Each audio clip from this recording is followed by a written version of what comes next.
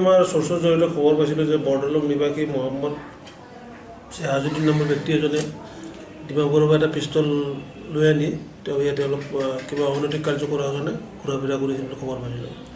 তেওঁ পুলিচ যোৱা গম পাই ঘটনাস্থলীৰ পৰা পলায়ন কৰিছে।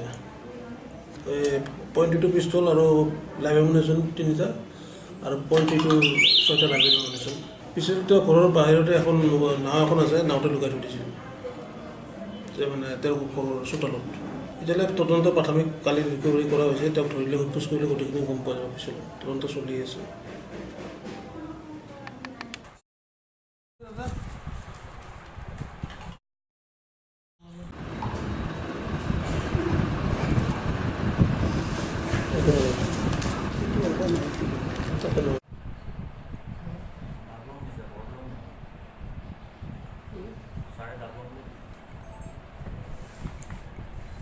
বৰদলঙে লৈ আছে ৰচুনৰ মাটি কাটি দুটা কৰিব জানাই চিজাৰি চোন লাগিব হ'ল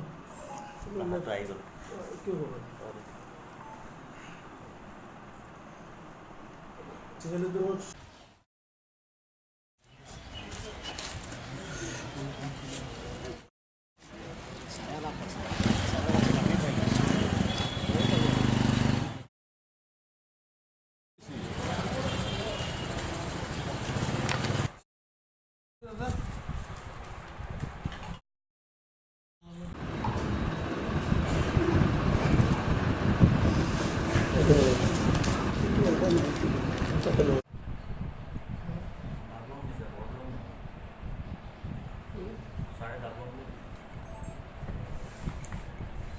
বৰদলঙে লৈ আছে ৰচুনৰ মাটি কাটি দুটা কৰিব জানাই চিজাৰি চোন লাগিব হ'ল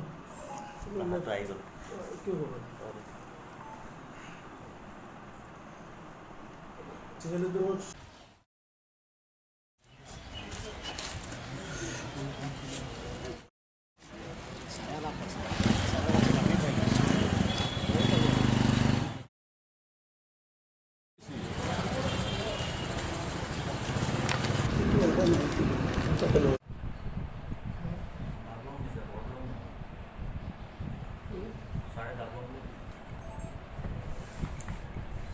বৰদলঙে লৈ আছে ৰচুনৰ মাটি কাটি দুটা কৰিব জানাই চিজাৰি চোন লাগিব হ'ল কিয় কৰে চিজাৰিটো